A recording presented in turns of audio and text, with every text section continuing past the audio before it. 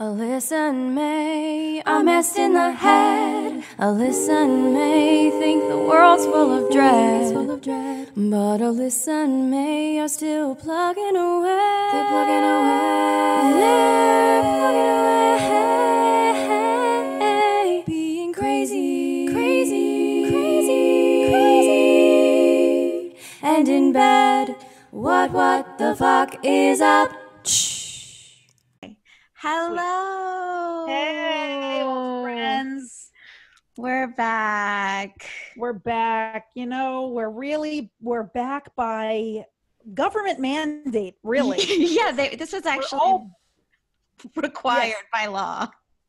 Yeah, if you don't have a podcast during the quarantine, that's illegal. Yeah, and we were like, before we used to be weird for being crazy and spending time in bed, and now welcome now it's like, the world.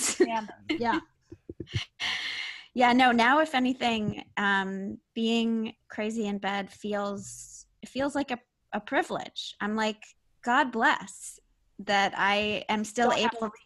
Totally.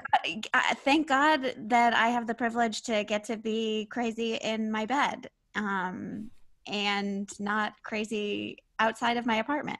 Totally. Yeah. I mean, what a weird, crazy time we are in right now. Can you believe we've been inside now for, I think, a month, the two of us. It's been a month. Yeah. Not to brag, but you and I did isolate before anyone else, not even we got a little of, we jumped the gun, but now I'm glad we did. Totally. I saw the word quarantine somewhere. It was probably a blog. It wasn't even the New York Times. I just saw the word. We didn't hear it from an official, for sure. No. It was like a friend of a friend. And we were like, you know what? We're going to the grocery store before the word corona was even a thing that people were talking about. Yeah, we were both like stockpiling nuts, and we ran into a friend. And we were like, are you getting stuff for the quarantine? And he was like, no, I'm making a saute or something. I'm looking at taco party. Yeah, he's like, no, it's Taco Tuesday. And the two of us were like fully masked up, like ready for. Oh no, it's the apocalypse, buddy. And now he's quarantined with all his Taco Tuesday buddies. So that was. Yeah, and we have nuts. It's like, what a bummer. We still lose in this scenario.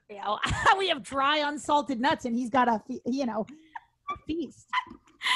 Is that okay? So when did this become like real? When did it really become real for you?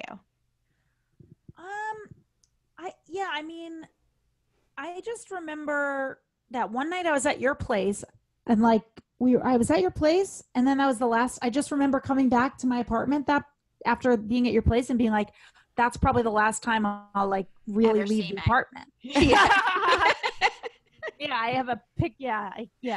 We've hung out enough that it's like, all right. I mean, we can never see each other again, and we'd still be like, we hung out. I could still draw your face like with my eyes closed. Same. Yeah. That's about it. That's the only thing I can draw. Yeah. But yeah, no, we've hung out enough that if 50 years from now we still haven't seen each other, we could still be like, we hung out a lot. Totally. We really stockpiled hangs. Well, you know what I was thinking before getting on this? It's very nice to be back. We have Anosh. Thank you, Anosh, for doing this for us. Very welcome. Happy to be producing all the podcast refugees. Yes. It's a good it's a service. It is. It's a service. They're going to need me. You hear that? Mad Max of the world. You need me. All right. Podcast hosts are going to be like, I'm the new currency. A kind of health hero. Podcast producers, definitely. Yeah. That's new, like government mental health heroes. Celebrity. You're like, It's true. If we hit summer and you have to pay me in skull necklaces, that's totally fine. I don't know how devolved we're going to be by then, but I do accept bones as currency. Okay, good to know. Oh, summer. But I was thinking before we got on where I was like, I'm really like, when I think of our year in LA before this happened, I'm very proud of us. I feel like we really went outside every day.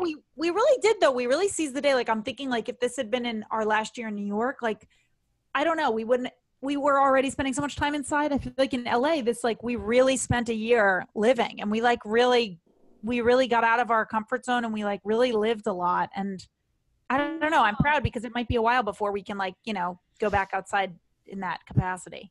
It's so true. I think I did more outdoor activities and just activities in general in a year and a half in LA than in 10 years in New York City. I know. We did activities in New York. Just like this stage of our life that we were in. Yeah. Yeah. I think that is partially true, that we were like taking life by the horns. Yes. Being like, we got to live. Isn't that weird? It's almost like it's like we knew. It's just so funny. I don't know. The body is so crazy. Just like, yeah, I don't know. We really, like, if we knew we were going to be in quarantine for a month or 2 months or summer or a year, we wouldn't have done anything differently last year, which is kind of cool. That's true. I think I would have adopted like 8 more dogs, honestly. 100%. 100%. I would have stolen Tilly, bitch. I mean, listen, I would have done. I mean, Tilly pretty much tries to get you to steal her every time you come over. I think the one thing that Tilly is really suffering in quarantine is that she sometimes gazes like out the window with this like really sad look in her eye. So here's the thing with Tilly. She misses Tilly, you. like when I didn't see Tilly for a day and came home, it was as if I'd been gone at war for 3 years. Yeah. So the fact that now I've been gone for a month is like, for her, I've been dead. Like she's already gone through the stages of grief. Yeah. Like I am so dead. She has. Oh my God. She's been warning you. Cause the first couple times, like I will walk her to the end of the block. That's as far as I'll go. And then back. And when she would get to the end of the block, she would kind of like pull on the leash and like try to get us to go to your house. And it was always really sad. And I always felt like I was like tearing her away from you like every single day over and over again. She stopped doing that. So she's like, she's given up hope. Yeah, she has. But it's going to be a beautiful moment in 2025 when you guys are. Oh my God, I can't even, I will say that is probably seeing you and Tilly is my number one. Like being able to be in your apartment and have Tilly like run all over me and just being able to sit with you on that couch. That's my number one excitement. Me too. I mean, we have seen each other. We have been. Yep. We push it to 8 feet away because just 6. I'm not trusting 6. Who came up with that number? You know, exactly. Like, who do you trust? No one knows anything. They told us not to wear masks. They said you don't need masks, and then 2 weeks later, you absolutely need masks. I always was skeptical about that when they were like, "No, the masks are useless." I'm like, "Well, they don't work." It's like, well, it's what? Well, that's so true. They're made to protect you from that. How can they not work? Right. It's like, well, maybe it's like not 100% foolproof, but it's got to be better than nothing. Oh, it's crazy making because we don't have any real information. So it's just like, you're just kind of like going out. You're just like, yeah, I don't know. It's just crazy. It's a crazy time. I know. It's a crazy time. I mean, I feel like it's definitely like caused me to reprioritize my like everything is completely different now. The things that I used to be upset about, I am no longer upset about. Yep. And I definitely have been like just feeling very grateful, as cliche as that sounds, for everything that I have. Totally. Which has not always been my like go-to place. So in a way, like as stressful as this is, I feel like mentally healthy, and it's like now we're all on the same level and we're all crazy. The thing about like depression and anxiety is this disconnect between how you feel and how everybody else feels. Because you're like, I'm fucking losing my mind because I feel so sad or I feel so anxious, and like nobody else gets it. And now it's like we're all on the same plane. We're all just trying to. Sorry, my dog is quacking. We're all the same. Do you have a loon living in your house? Except for my dog, who does quack. I don't know what it is about her past. I do think maybe she was raised as a duck. Like maybe she lived in a. That would make so much sense. Tilly behaves like a pond creature. She does. Didn't you find her in a lagoon or something? Yeah, basically. Is that far off? Am I way off? Did you find her in an enchanted lagoon? The one enchanted in Wilshire. My off? Wasn't she found in a moat around a castle? I think so. Yeah, she was found by a canal in what is it? What even is a like? What's a canal? Totally. I don't know. Sounds like somewhere ducks would be, though. I'll tell you It that. does sound like somewhere ducks would be.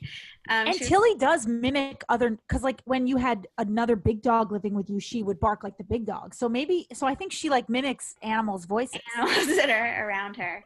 Wow, that's so true. Or maybe she's just doing her best version of me, and she's just like. That's her mocking you. That's her mocking us. Oh, here the girls go. As soon as I start talking about my depression, she's like.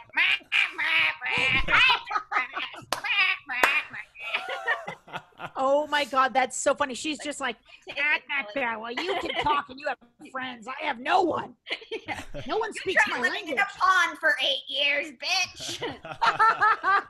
That's fair. She hasn't been through much work.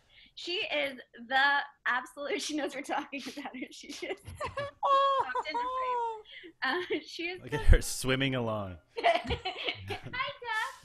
Come here. She's the absolute best quarantine buddy. I mean, am I desperately lonely? Yes, kind of. But also, I've never loved this. Like, I thought I loved this dog more than humanly possible, and now I love her to like another level of. I'm just like, you're my family, you're my partner, you're my daughter. But totally. I just like love her so much. It's crazy how being alone, being cut off from like the rest of humanity just like makes you so aware of like what you have right in front of you. This like, whole thing there's been a byproduct of animal love, is that animals are getting all this special attention. They're like, they don't get it, but I'm sure they love. Like, did you get fired from work? What? I don't understand. Why are you here so much? But they love it. And there's such a good news story. A lot of the pounds in like Riverside County and Orange County are all empty because people are just adopting all the dogs. I know. It was in the news the other day. I know, amazing byproduct.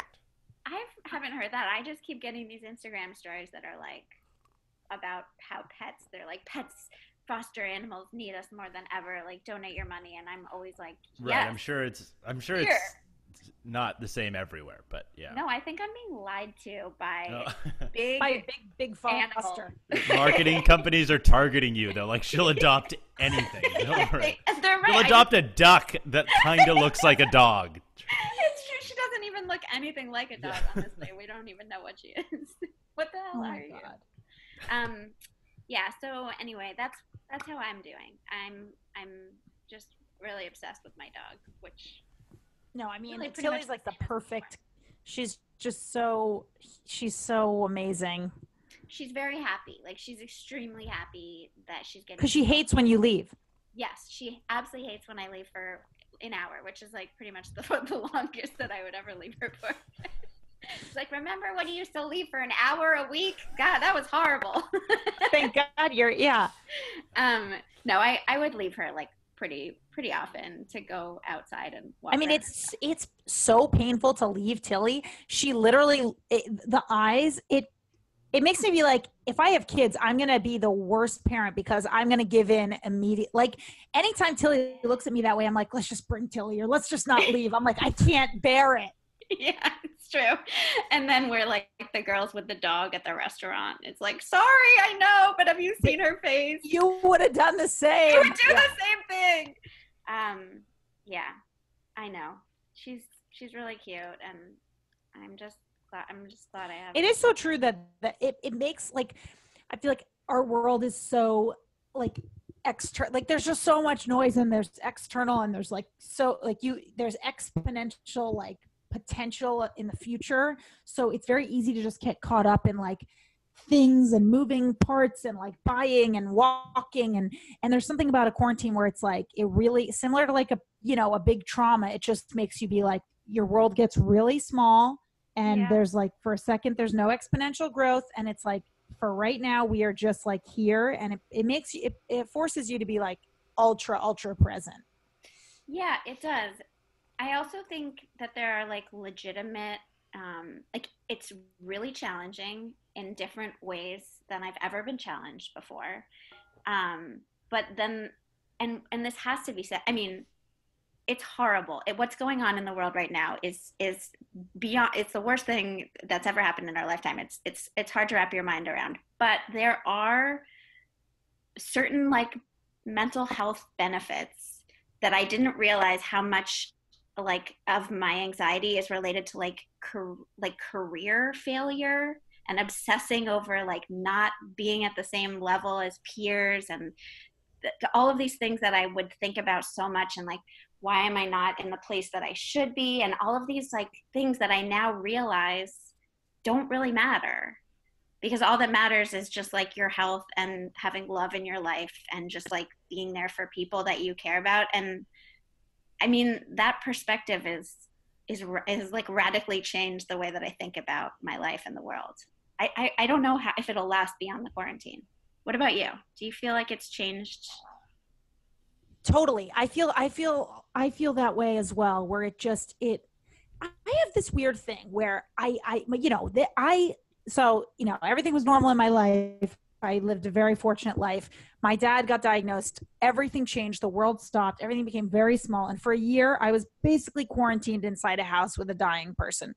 And then I was, my dad died, and I felt this like lease on life where I was like, had this very like, I feel full life in between. And now I'm like back. There's this weird feeling of like being bookended by the, like, it feels very familiar to me. If like, obviously I'm safe and healthy and my family's safe and healthy, thank God. And like everything is not as intense as it was for me personally, but for the world, it's even more intense. So it's almost been like, I remember when my dad first died, I felt a real sense of what we're talking about, which is like, all that matters is what we have right now and health. And like every day is a real gift. And like, we're so lucky. And then, that wears off probably after a few years. You start to just get back normalized to like, I'm upset about an audition, or I need this, or I want this, or I might hate my body, or I hate my face, or whatever it is. Yeah. And this happened, and it's almost like, oh shit, right. This is like the same reminder I'm getting again of like, no. All that matters is right now, right here. Nothing else. Like, it is a great reminder of like, we are all just humans. I mean, we're all like going through this, we're all very fragile, going through the same thing. Life is so short. It's just like a blip, Yeah. I guess that's what trauma does, is it like forces you to reprioritize for a while. Mm-hmm. I think so. Do you think that going through that like prepared you for this in a way? I think so, in a big way. I don't feel, I honestly feel very like, the minute it happened, it just was like, yep, I know this.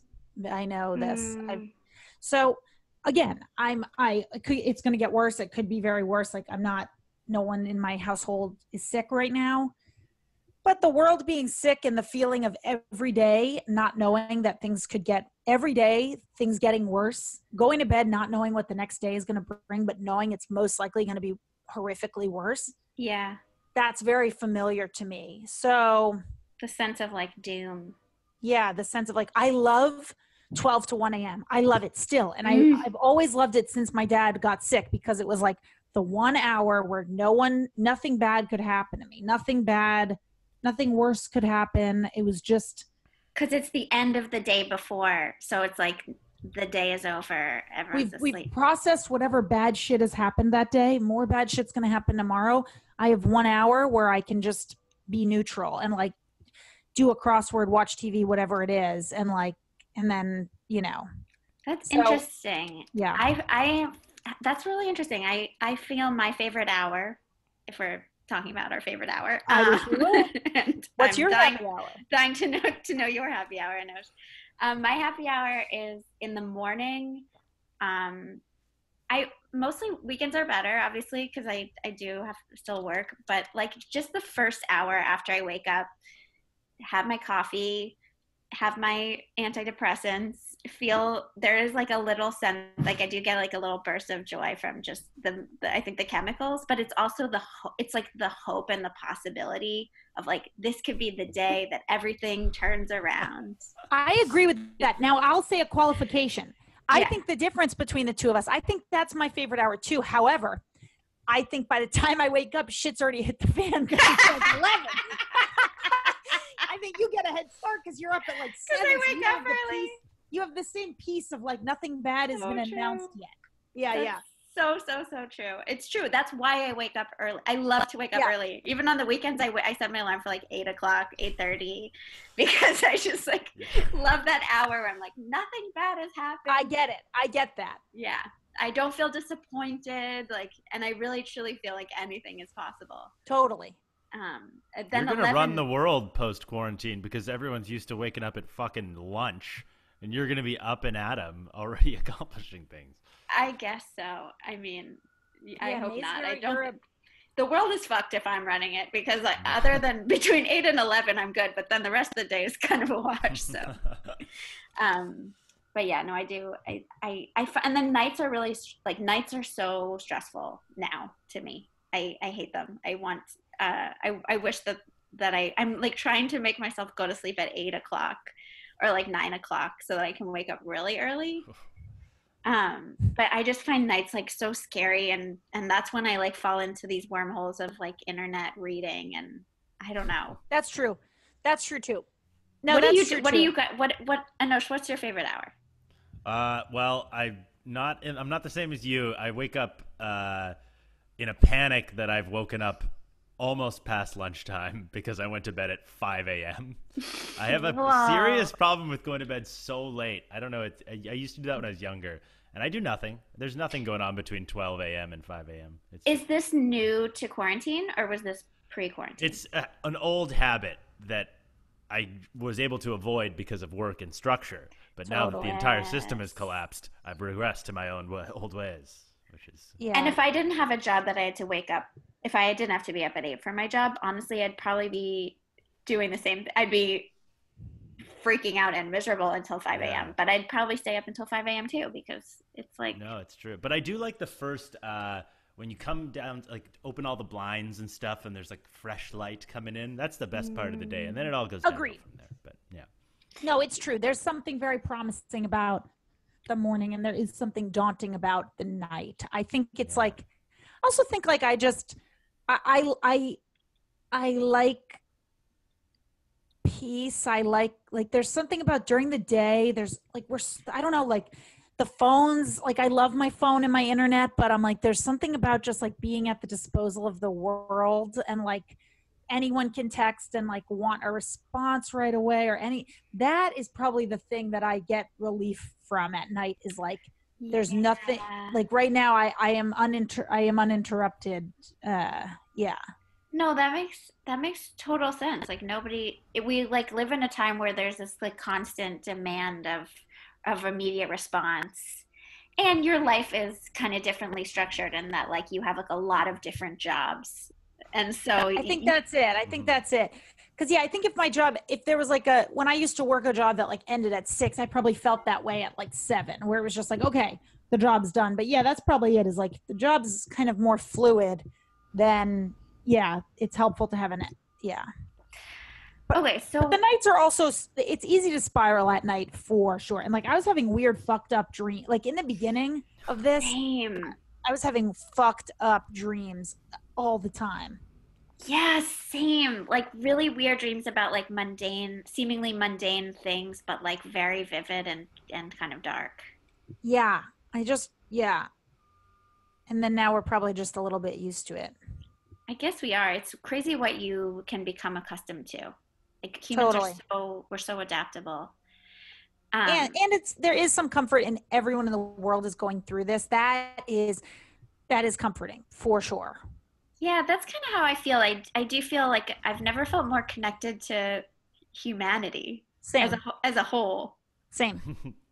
I've never gotten so high off of emails now. If someone emails me like and they like need something from me, like if they're like, hey, like we're just looking for someone to like record our podcast, like we can't pay you. I'm like, me? The guy in his stained sweatpants? I'll fucking do it. Like I'm so stoked. I'm like, I haven't worn deodorant in 3 weeks and you want me? It's like I'm fucking high. The highs are so high. Like, yeah, no one's wearing deodorant, so it's like you're on the same plane as everyone. Totally. I hear that ding, that email sound. I'm fucking through the roof. I'm 1 to 10 if I hear that ding, and it's not fucking Vespula candles trying to sell me something. If you're listening, email Anosh. Give him anything. Just say hi. Give him that. Oh, Um, God. I get a lot of emails too, but it's like 100% of the time it's like an Amazon order that I just placed, and I forget that I just placed it, and I'm like, an email, and it's like, you just ordered 400 protein bars. I'm like, fuck, I should have known that would happen. I know. That's what I do all day. I just like order. I know, and Same. I just So order bad. things on Amazon. I don't know. Is it wrong? Is wrong or right to order things? It's all we have. Well, it's Yeah, I nice mean, to I have think something we're in come a to you. Yeah, it's nice to have food and the ability to survive. Yeah, we're in survival mode now. So it's like you have to, yeah. I mean, it's a tough, yeah, it's like, I No more feel, choices, really. no. And that is like, I do feel like it is a weird thing to like structure, like my day feels structured around like half like trying to live normally and then half survival. There does come a point every single night where I like assess my food situation. I assess my like cleaning products. I assess my, like, there is a constant sense of like, okay, how can we get ahead for the next day? Because there's, yeah, that is a crazy element that we are all shouldering without recognizing, especially if you're living on your own, if you're not living with like, you know, A duck. Yeah. a duck. Yeah, it's like, it's definitely a lot to, it's a very, it reminds me again of like growing up. Like once my dad got sick, this feels like growing up where it's like, yeah, you gotta, this is like, yeah, we're growing up. We're being like, how do we secure goods and resources for our family, even if our family is ourselves, or yeah. That is, yeah, you and I were just saying that recently on one of our 27 feet apart walks. We literally go on opposite sides of the street. That it does feel like you're parenting. Like I've never felt more like I'm parenting myself. Totally. Which is, again, it comes back to this whole like like as miserable as things are in a lot of ways, like I feel like my mental health has like almost been better since quarantine, and I think part of the reason for that is that disorder, and I always have, and that comes from a place of extraordinary privilege that I always kind of intellectually knew, like, you know, even just like financial privilege to have an eating disorder, but also the privilege to have unlimited food sources and to be like, oh no, I binge ate and now I feel bad about that for like a day, and it's like, who cares anymore? So what? Yeah. You fucking binge ate. Like, Totally. Doesn't fucking matter. And yeah. And that is like a weird kind of relief in a way, to just be like, food is no longer like a drug that I use or totally. Like a thing that I obsess over in like a really unhealthy way. It's just like a thing that I need to survive. Totally. It's also the thing I look forward to the most at the end of the day. Because I live with a duck, which is lovely. Yeah. But no, it does. It makes everything. Yeah, it's like I'm sure I'll bounce back. Like, you know, after this is over, I imagine I'll bounce back into like disordered eating habits. But for now, I just feel this like weird sense of relief to be like, okay, I'm able to just like treat food as fuel, which is what it is right now. And I'm lucky to have it. I'm just like so lucky to have it, because I never thought that I would be in a place where I'm like, oh God, what if I don't have another meal?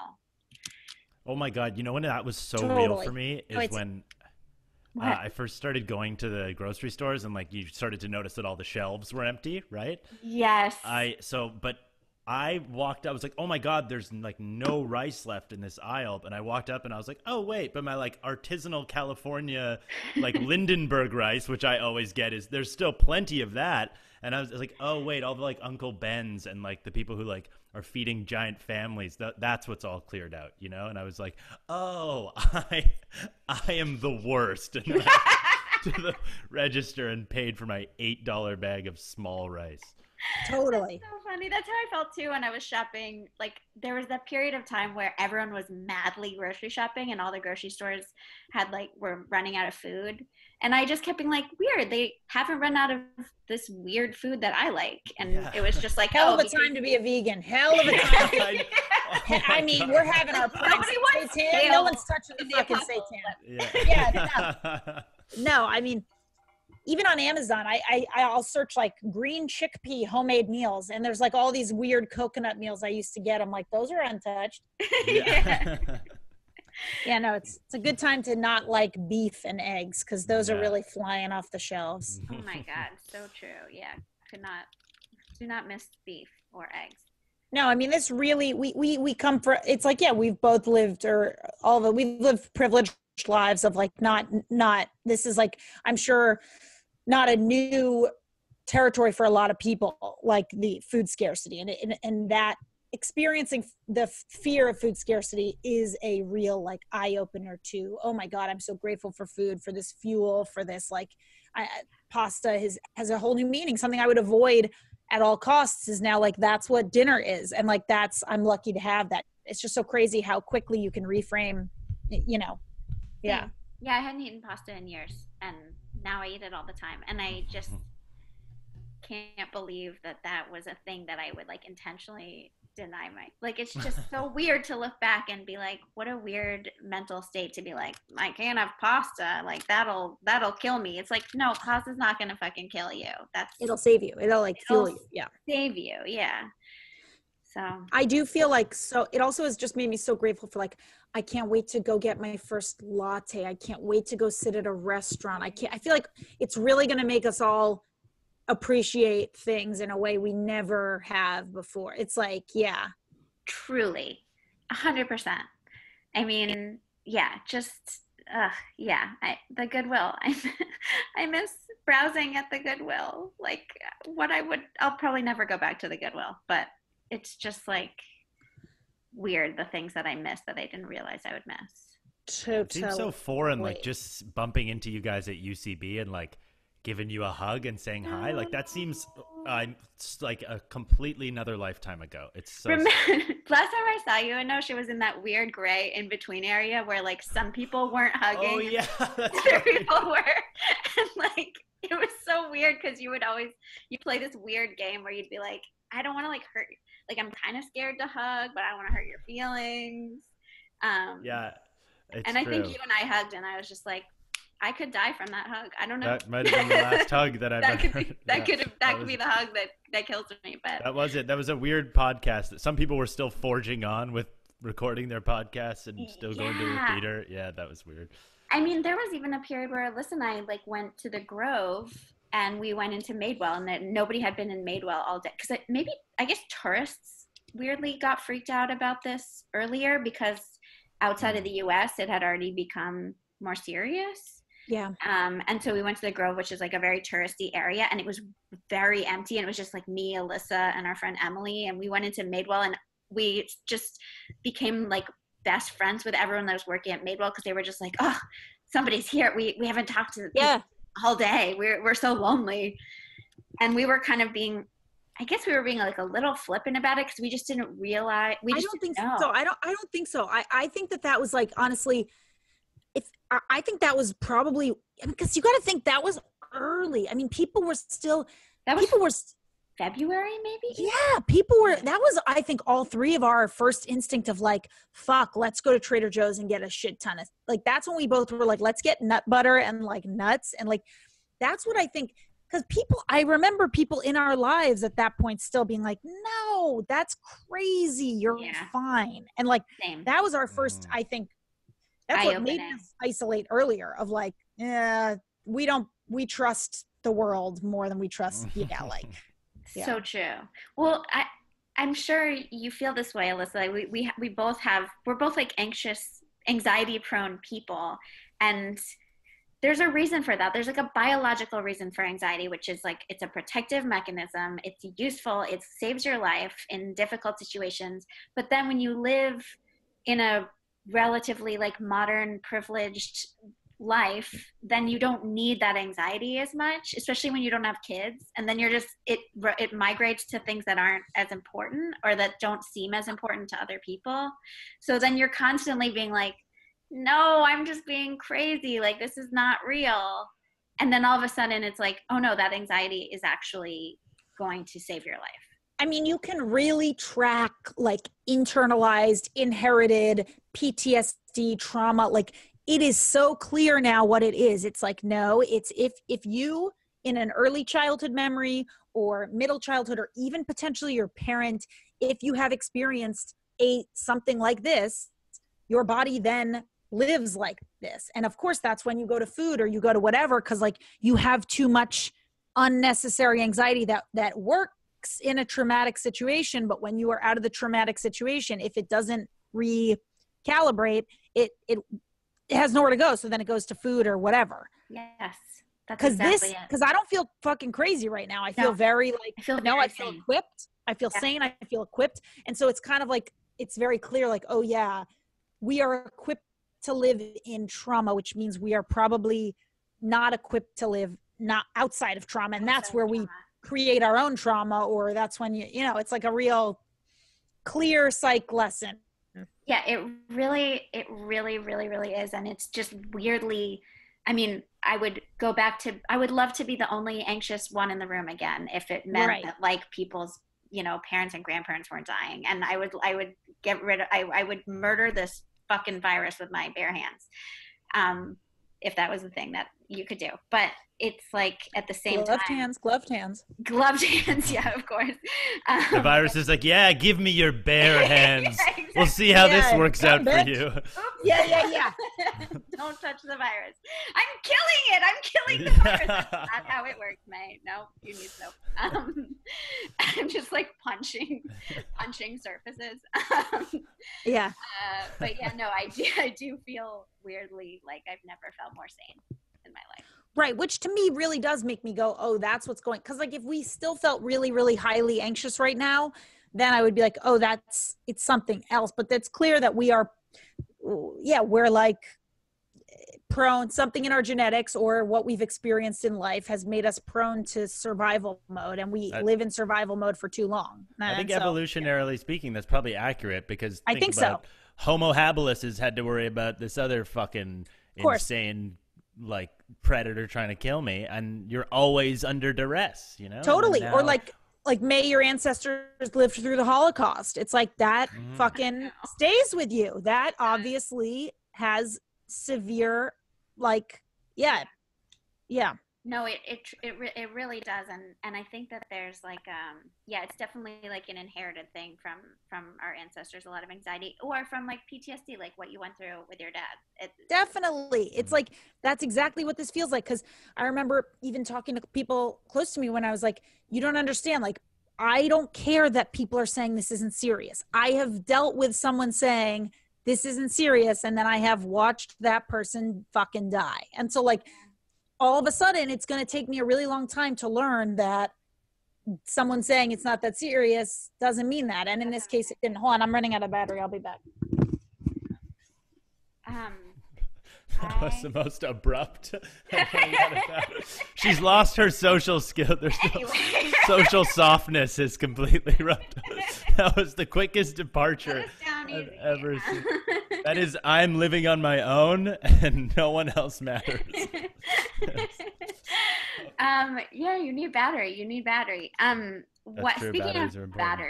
Speaking of emotional battery, what are you doing to pass the time, to feel happy, to stay sane? Tea? I have gone through like 5 boxes of tea, and I just restocked yesterday. I've gone through so much tea. It can't be healthy. I know tea is supposed to reverse. No, well, a mix. It's a mixed bag. And yesterday I tried ginseng tea for the first time, and it actually gets you kind of wired. It's like it gets you a little high. It's crazy. Well, especially a new type of caffeine always gets me fucked up. Yeah, and I don't drink coffee or anything, so this is my... Oh, that'll do it. If you drink 10 cups of tea in a row, that counts as coffee. I hate it. Yeah, I think I'm slowly realizing that. Yeah, I know. It's like, legally coffee. It's like what the British do, and it's cute and warm, and it's on Pinterest. No, it's a fucking drug. I mean, you might be the only person to ever develop like an unhealthy addiction to tea, but yeah, I think so. But you know what? I'm gonna look fucking cute doing it, because that's what comes with drinking tea. Have you guys tried ginseng? Selling it door-to-door, itching. Yeah. I need more Earl Grey. I got it in fucking powder, dude. I'm telling you. Yeah. What are you guys watching to keep you sane? Well, I think we all watched Tiger King. We all Of watched Tiger course. King. We're not. That was such a fucking gift to the monsters. world. We all needed wasn't it? like, ugh. Yeah, It was like, also kind of a nature show too, because every time, even though the tigers were living in peril, it was like, oh my god, look at that creature! It was like every It's time nice to a see, tiger came something on. outside of our, it truly it got me really into. I mean, clearly I've become I'm an animal head. That's it got me really into like zoo animals, and I discovered that there's like a live stream to the San Diego Zoo, and you can just like watch the animals just like chilling in their natural habitat. Oh, really? And I think this is what I find so relaxing about animals is they have no fucking idea what's going on. And to just watch these like monkeys just kind of like chilling and like sniffing their own armpits or whatever monkeys do. That being said, did you see? Go ahead. Did I see that tigers can get the coronavirus? Mm-hmm. Oh, No, that the monkey saw the zookeepers washing their hands so much that one of the monkeys started washing their hands. No. Yeah, there was I forget like if it was really using water or if it was just doing the motion with its hand. It might have just been doing the motion, but crazy. that is really cute. And That documentary it'd be was funny if the so monkeys started fucked up. panicking too. If the monkeys were just like, ah! like scrolling and just doing other weird human behavior, just like, oh my god, Taking selfies. Adopting That's other so funny. animals. yeah. Yeah, the Tiger King documentary was like really fucked up. Like what about like there was so like each element I was like there's something so deeply fucked about. It was like, 9 documentaries in one. It's crazy. literally those poor women, the girl talking about her having to get fake boobs and living with that. I was like, I can't believe we're not going to get a closure to your story. I can't believe we just that's it. How come? Yeah, they just like drove by this like cult leader who like has these women sex enslaved on a campus, and it was just like, anyways, that's Dale. Moving on. What? Anyway, did Carol kill her husband? Yeah, More important. crazy. That's Dale. Well, that's the thing. There were so many crazy things that it's like we don't even have time to deal with this other crazy. It's like that was really they just kept like throwing something at you, like even Joe Exotic like marrying these teenage guys who were addicted to meth. I mean, that alone is like a fucking like documentary. 100%. And that was half an episode. Yes. And I mean, you just got to think of this documentary maker. Like, imagine being like, let's see if there's something here. And then every day going to bed being like, oh my God. That's so funny. You have the most excited documentary. You can't even sleep every day. Like, think of us like doing podcasts. Like, imagine like bringing a guest on and being like, let's see if there's something here. And then every 2 minutes being like, it's like, yeah. Yeah, they won the documentary. They won the documentary lottery for sure. 100%. As soon as it comes out, the entire world is forced to stay inside with nothing to do but watch Netflix too. Totally. I mean, that's true. So true. Come on. Yeah, I don't know. I have always been drawn to like really dark, fucked up things. Like when things are fucked up, all I want to do is listen to like murder document. Like that makes sense. More fucked up shit. So it makes yours feel less fucked up. And it's what you know. All you know is fucked up now. So you want to see your fellow disasters. Do you guys find it hard to like I mean, I enjoy watching movies and things that are like completely out from like a different world entirely. But I just find myself like not relating to a lot of things, like people at picnics or barbecues or hugging each other. And I'm like, it makes me annoyed. I'm like, I don't feel seen. Like, what? You're just casually hugging. Like, this is not my reality. Yeah. And it annoys me, but then at the same time, I don't know if I want to. I don't know. It's both. I notice a lot with ads because like 50% of commercials have been updated for coronavirus. So sometimes you see a commercial that's like, you should buy this car so you can go on a trip with your family, and it's like, watch your mouth. Hey, watch your mouth. I think car commercials are beautiful and should be. I think it's a Beautiful escape. I think it's a hell of a time to buy a car. I think two strangers in a car is perfectly healthy. I think it's perfectly normal. I think it's good. No, it is great. Cars are great. We love car. We're pro car. We're a very pro car podcast. Also pro Brie Larson. We love her. But no, I mean, I'm thinking more of things that are like. No. But even that, I mean, it's not. It doesn't. Even that, it's like all of a sudden, it's so crazy how quickly the whole world changes. Where it's like that. No, like you have to update commercials because otherwise, it's like. It doesn't make sense. You want to scream at but it's specifically things that it's like trying to sell you something. Using something that like just especially being like, don't you want to go on like a big car like trip with your family? And you're just like, right. No, I can't. Why? How dare you suggest that? But then there's these other commercials that are now like updated for the virus, and then that's weird in a different way because you're like, wait, are you trying to use?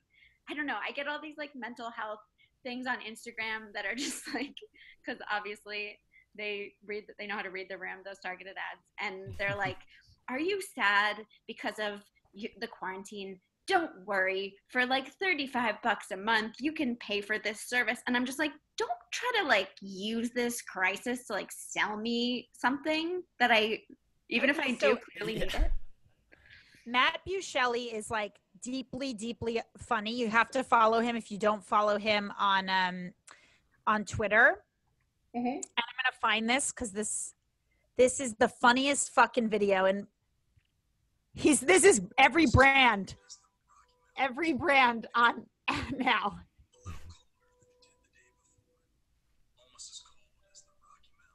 Can you put the mic up to it? You live to move. But right now, we're not supposed to be moving. When we can move again, Nissan will be that we could all use. A shot of hope, a dash of faith, a can of Pepsi. It can make you want to pull your hair out. At Johnson & Johnson, our new strength revitalizing shampoo. You gotta follow him. So his handle funny. His name is Matt Buscelli. His handle is at Matt BOOSHELL. And I mean, that is so, because there's a real delicate balance because it is so funny. It's like, you don't want to not talk about it, but then, yeah, there's such a pandering. It goes to pandering so quickly. So quick. That's hilarious. That's fully it. And yeah, it makes you, we're also just like hyper aware now of like the role of media in our lives. Cause it's like, this Hulu show that I'm watching is like my friend today. So I not only need to, I need to feel seen and heard by like the commercials that like show up in the middle of the show because. Okay. Well, I've been talking about this a lot ad nauseum, but May, yeah. I feel like you'll get this. You know how when you and I do a show to people in a new city, maybe who don't know us versus if we do a show like the Reductress show, I love because the Reductress show attracts people who are very similar to us and who have a similar point of view to us. So when we do stand up for them, it feels a lot better because it's like, oh, this is our crowd. Yes. Weirdly, with something like this, I feel like all of a sudden we're all the same crowd, like we're all going through the same thing. Yeah. So it's crazy how like, yeah, that changes everything because now like these ads, it's like, well, yeah, the crowd now because you don't have to pinpoint a certain audience because now we're kind of all the same audience. So true. Which is crazy. Subculture. There's not like if you're a mom, this ad. Right. No, that's exactly. We're all the same kind of person, which is stuck inside of our home. Totally. Or at least like a lot of people are not. No, you're at least stuck within this tragedy in some capacity. Yeah, we're all affected. Which is kind of insane that commercial companies are writing commercials for people who are stuck inside, like these little quarantine monsters with no income. How can we suck them dry? It's fucking crazy, Like, it's so wild, nuts. But at the same time, it's like, well, they need to work. I mean, like totally, we do need to keep for those companies. Also adapting. It's all adapting. It's all just like, how do we adapt to this new, to this I don't know how economics works, but I think it has to go both ways. Yeah. Yeah, I think it involves money and exchanging it somehow. Yeah. No, I know. Are we allowed to talk about this? Anosh, did you ever do that thing? I did film a bidet commercial. It was kind of cheap. There's like 2 or 3 big bidet companies, and this was one of them. And it was kind of cheesy. Like, I don't really care. I just, like I said, I'm a quarantine monster and I need income. Of course. But I had to play an Australian guy. It was pretty funny. It was like a fun little shoot and stuff. So it'll probably be on like the internet, I'm sure, soon enough. I can't wait. But yeah, it's pretty funny. Can you preview your Australian accent? It was kind of like, wow, look at this right here. It's an amigo out in the wild. Hey, that's great. Hey. Now, Anosh, tell the people how you've been learning the accent. Well, I am obsessed with Love Island Australia. There it is. It is my biggest show to promo. If I were to plug any show, they talk a little bit different on there. They're kind of like, oh my God, I'm dead set on this girl down there. I'd spend my whole life with her.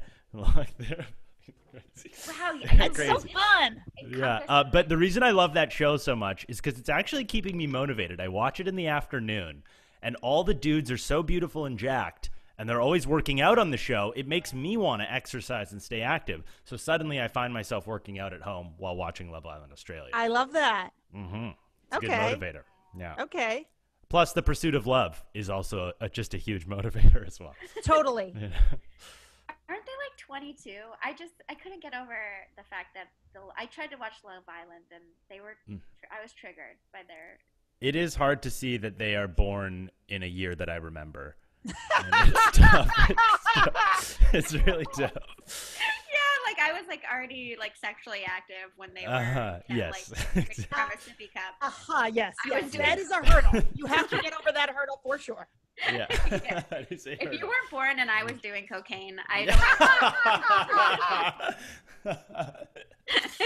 It's true. That is the tough part. And I was doing cocaine at 11, so no. My friend Nazanin is texting me about. I've been like spamming people with the link to the San Diego Zoo. That zoo is a mile down the road from where I'm sitting right now. In it as I am. Well, right, because zoos are also, they're not the best place for the animals, so there's a lot of like anti-zoo. Yeah. That is true. I know. I've always been very anti-zoo. And I mean, also I started after watching Tiger King, I was like, you know what? I kind of understand where PETA comes from. Like that made me want to like go up to Joe Exotic and like throw paint on him. Well, because animals don't have a voice. It's like it's so crazy. It's like yeah. I also just relate to PETA because they are really crazy and they do take their message like way too far, but it's like, who doesn't, like when you really care about something, you don't always make good decisions. And sometimes but they're really crazy. They steal people's like domesticated pets and put them to sleep because they think animals are better off dead. That's domesticated. That's insane. That is really when you go, we've lost the narrative here. Yeah, we call a meeting and go, I know this started good, but we can't be killing Fido. We can't be putting down pebbles. Like we can't do that. And it's upsetting because you're like, I know your heart's in the right place, Right. That's true of like most anything. Anything that you really believe in, that you really care about. It's like you do kind of start to lose sense of like. Of course, I take everything too far. It's like such God. Me too. That's why I'm always defending like the crazy person and same with celebrities. I find myself like constantly defending celebrities because people are just like, oh my God, did you see what so and so did? Like it's always like Lady Gaga, or it's always a woman too. It's always like, can you believe that? I'm like, yeah, it's fucking crazy. I mean, like who hasn't done something crazy? And then in addition, you just like don't know what somebody's going through. Oh, totally. Cause them to like lash out or I don't know. Everyone's been coming after Ellen. Everyone's like decided to. Oh man, I had a huge conversation about Ellen last night. I'm so mad at people for being mean to Ellen because I'm like, yeah, she fucking mean to people. Who cares? Like we don't know what her life is like. We don't know what she's been through. Well, someone said to me, like, we're so hungry to like go after someone or something. And so like, even when that Imagine video came out, it's like, it's almost like we just need something like we have so little control right now. We need to be mad. So it's like easy to be mad with people with gorgeous homes because it's like people are struggling to find food. So it's almost just like it's an easy target of all of our. And this is a fragile situation, so we're waiting. Like, okay, who's gonna fuck this up? Who's tone deaf? Totally. Come on, show yourselves. Totally. Anyway. Well, on an opposite note, I've been watching a lot of movies that I haven't watched ever. Ooh, any good ones? Yeah, we've never been big movie. We don't watch a ton of movies. Yeah, I'm really trying to take this time to watch movies that I haven't seen to try to become more informed in the movie verse. I watched Planes, Trains, and Automobiles. You guys seen that? Maybe when I was younger. No, I actually think the lead in that is Canadian. Could he be? Candy? What's his name? Leslie Nielsen or John Candy? Yeah, he's Canadian. Yeah.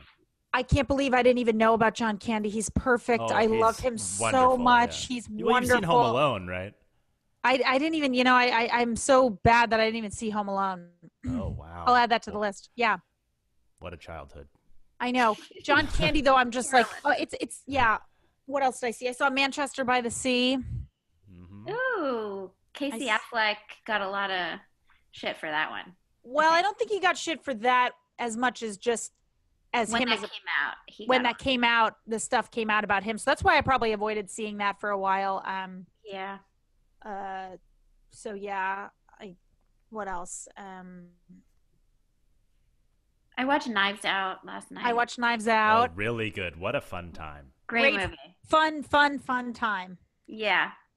Oh God, did you guys see the SNL skit about that guy's accent coach? The detective's accent. You gotta watch. Beck Bennett he dresses in the craziest outfit I've ever seen. It's like full denim.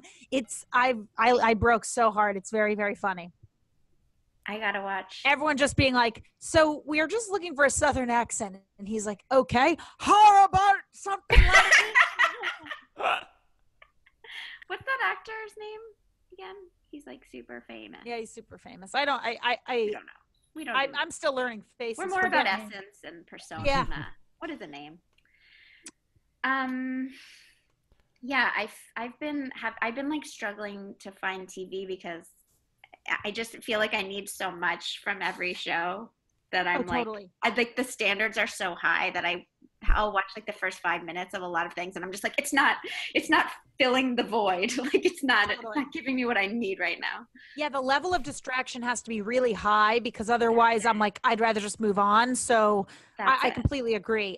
That's why maybe I've been liking movies because I'm like I don't know if I have the attention span to go forward with a show right now. So yeah, it wraps up. There's an end. Yeah, so it's like they're good at like pulling you in too. Totally. Let me ask you guys a question about your daily uniform. Oh, yes. Sure. You're looking at it. Great quest. Yeah. Been wearing a lot of sweatpants. Alyssa's wearing jeans with a zip.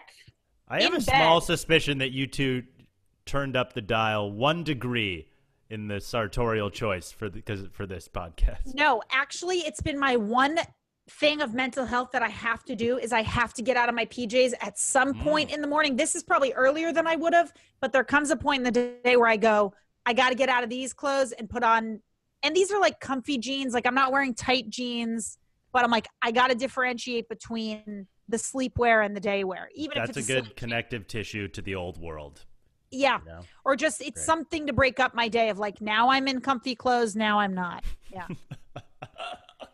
I cut jeans out of I cut like anything with a zipper fly out of my life unless I have to go to the grocery store, which has been twice in the past month.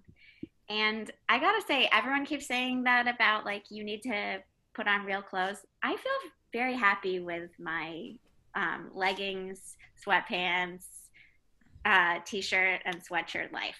Maybe I'm lying to myself, but I think maybe jeans were really bringing me down.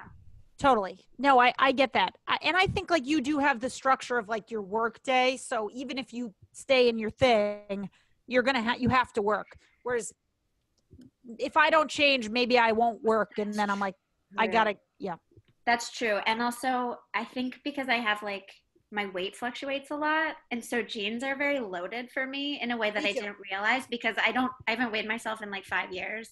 So that's how I know if I've gained or lost weight. And either one of those things is bad. And now I literally have no idea. I have no idea if I've gained or lost weight because it's gone. And that's like a very freeing feeling. That's great. So true. What about you, Anosh? What's your... You're looking at it. It's usually just a comfy hoodie, and I've been cycling through 2 different pairs of athletic pants.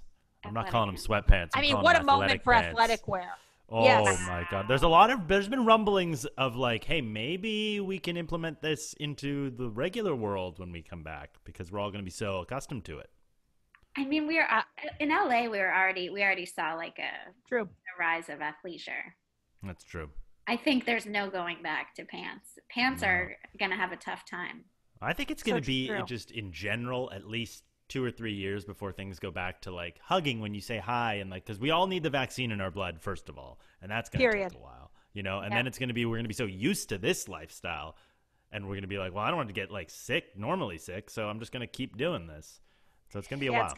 It's going to be a really long time. Yeah, I agree. But we'll all be comfortable in our pants. We will be comfortable in our pants, which is something to be gained from this. I do. Hugs are. I don't know. I honestly was like, I like hugging my friends, but I was never a huge fan of hugging like hugging acquaintances, especially in comedy. You always hug the other people on the show with you. And to me, it was always like, why do we have to press our bodies together just because we both like told dick jokes to strangers in the same stage? Definitely freeing to not have to choose. Like, what are we doing? It's going to be like, nope, we're doing a hello. And that's that. Yeah. Yeah. I kind of like to say hello? Come say hello. It's Come on. Oh no, it's turning into a Comedy Central video. It's turning into a Comedy Central video. You guys saw it here first. Yeah. Come on, Luke. Come say hello. Come say hello. Into the mic. Hi, guys. Hello, Luke. How's it going? Good. We're just talking about what we like to wear in quarantine. What's your go-to? Oh, I've been wearing the same thing every day. Which is kind of it. Nice. Ooh, look at that. Ooh, a knee up. I like it. He's ready for the runway. Also, clearly you guys have a good heating situation at your house, which I am slightly envious of. I don't know. It's called Los Angeles, man. We are not allowed to put the heat on because Luke told me that we can't filter the air of other people. So we haven't used AC or heat, but I think we are just, you're together and you have love and that heats the things up. Whereas hate creates a lot of fire too. Rage. Yes. Rage is fiery. Oh, that's funny. No, yeah, I don't really know. We just, it's kind of small too. We have the sun. I don't really know, but we get cold too. Weirdly, my apartment is always like 10 degrees colder than whatever it is outside. So true. You have those tall ceilings, and I don't know where the coldness even comes from, but I've been chilled. Yeah, we have in the bathroom. We have this like one of those old LA heaters from like the 50s that Alyssa had all over her old apartment that are like terrifying. I don't know. They're like coil heaters, in-wall coil heaters. Oh, yeah. That seems like a fire hazard. You know those? May, you have one of those, like, May has a literal fire in her wall. I have an actual burning flame constantly in the wall. That's why I don't turn on the heat, because it's terrifying. Terrifying. Like a pipe heater? No, it's like a fire. I don't know what it is. I have to turn on the heat by, like, pressing the gas and, like, lighting an actual flame, like an oven. Like, it's like a manual oven to heat my No, thank you. Do you live in an old pizzeria? What the? Smells great. Yeah. I'm literally a pizza. Yeah, no, every day that my apartment doesn't burn down feels like a real miracle. That's fucking insane. I know. That's why I don't turn the heat on. That's probably why I'm so cold. Please don't, yeah. Anyway, this is real. Yeah. This is real spicy podcast content right here. Does your apartment move faster the more coal you shovel into the thing? Are we going to get to the new world quicker aboard the SS Titanic if you shovel more coal? Oh my God. Well, should we wrap things up? Yeah, let's wrap things up. We're happy to be back. Good to be back. Yeah. Missed you guys. Hope you're all doing okay and staying safe and sane. Yeah, truly. Oh my God, I have to plug something, which is Asian markets. Guys, I'm not. This isn't a joke. I'm dead serious. I mean, your local Asian like grocery stores.